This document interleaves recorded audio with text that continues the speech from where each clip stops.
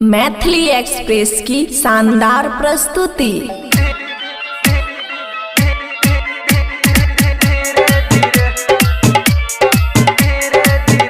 खुशी recording studio बलुआहा। कनी डाले देगे छौरी धीरे धीरे, कनी डाले देगे छौरी धीरे धीरे, कनी डाले देगे छौरी धीरे धीरे, मजा यही तो गे तोरो पूरे पूरे। कनी डाले दे, कनी डाले देगे छौरी धीरे धीरे, कनी डाले देगे छौरी धीरे धीरे, कनी डाले देगे छौरी धीरे धीरे, मजा यही तो गे तोरो पूरे पूरे। कनी डाले दे, कनी डाले देगे छौरी धीरे धीरे, मजा यही तो गे तोरो पूरे पूरे। डीजे सुमित सतीश रईमा, सुमित सतीश रईमा, सुमित सतीश रईमा। कनी डाले देगे छौरी धीरे धीरे, धीरे धीरे, कनी डाले देगे छौरी।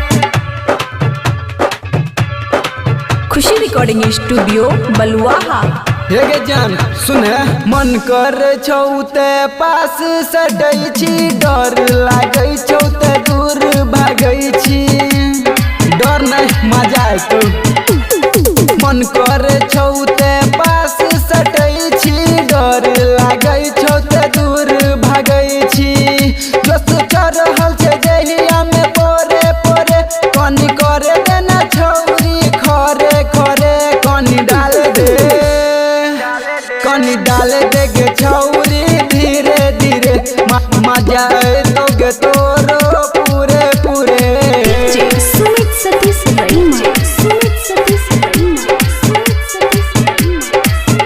कनी डाले देगे छौरी धीरे धीरे, धीरे धीरे, कनी डाले देगे छौरी। खुशी रिकॉर्डिंग स्टूडियो बलुआहा। हम तुम्हारे हैं सनम इधर तो देखो, छियो एहन चीज कहियो नहीं घटतो, केतबो करे बही कम नहीं है तो एहन ते बिहार में मिलतो।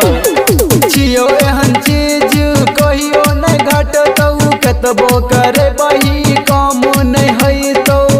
जब सर के छोरनी धीरे धीरे, मुड बिगड़े छे हमर पूरे पूरे। कनी डाले दे, कनी डाले देगे छौरी धीरे धीरे, मजा यही तो गे तोरो पूरे पूरे। खुशी रिकॉर्डिंग स्टूडियो बलुआहा।